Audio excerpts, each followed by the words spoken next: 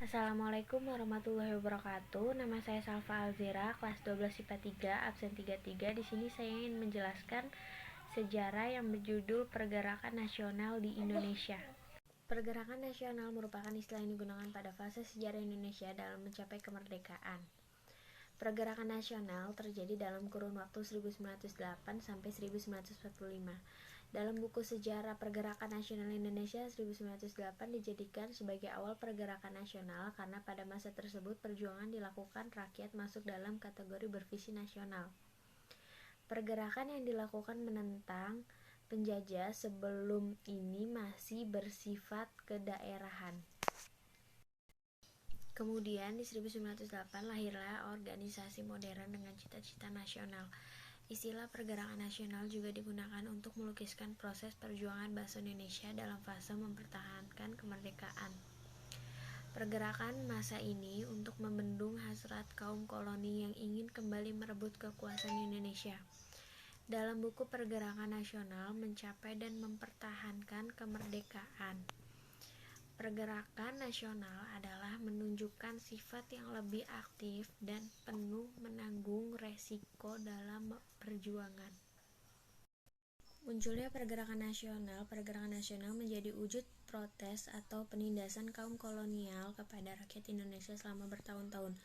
Penyebab terjadinya pergerakan nasional dibedakan dalam dua kelompok, yaitu faktor internal dalam negeri. Beberapa faktor penyebab timbulnya pergerakan nasional yang bersumber dari dalam negeri antara lain: 1. Adanya tekanan dan penderitaan yang berkelanjutan. Rakyat Indonesia harus melawan penjajah.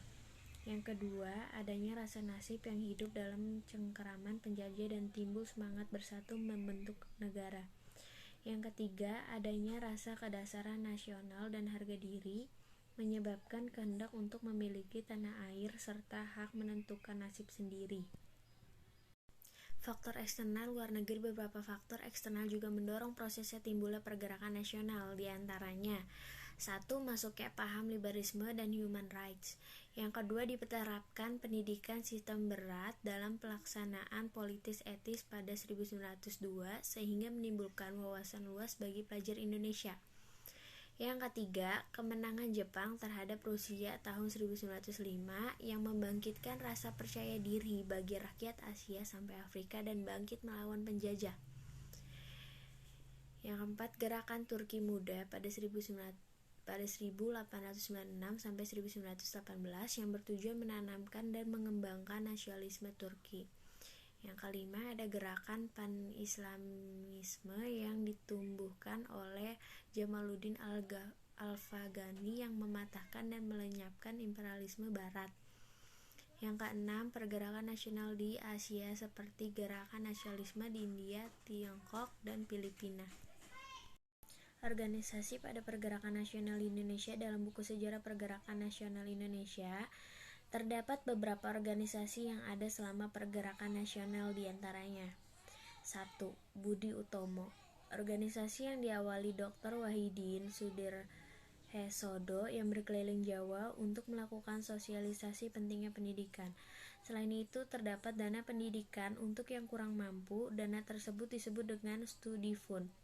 Pada 1907, Wahidin bertemu dengan Sutomo, mahasiswa Stovia, dan membentuk organisasi Budi Utomo pada 20 Mei 1908. Organisasi ini merupakan organisasi pertama yang didirikan oleh bangsa Indonesia dan beranggotakan mahasiswa Stovia.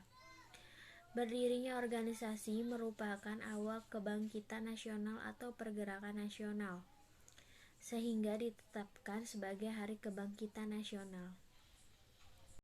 2. Serikat Islam. Organisasi tersebut berawal dari Serikat Dagang Islam (SDI) yang didirikan Haji Samanhudi di Solo pada 1911. Organisasi ini tersebut dibentuk untuk melindungi pengusaha lokal agar dapat bersaing dengan pengusaha non-lokal dalam dagang batik. Kemudian SDI dirubah menjadi Sarekat Islam (SI) dan diketuai oleh Hos Tjokroaminoto pada 1912. SI kemudian menjadi besar karena semua orang boleh bergabung dalam organisasi jika beragama Islam. Namun pada 1921 SI terpecah menjadi dua kubu, yaitu si putih dan si merah. Si putih berpusat di Yogyakarta dan si merah berpusat di Semarang. Sekian dari saya, kurang lebihnya mohon maaf apabila ada kata-kata yang kurang berkenan di hati. Wabillahi taufiq walhidayah. Wassalamualaikum warahmatullahi wabarakatuh.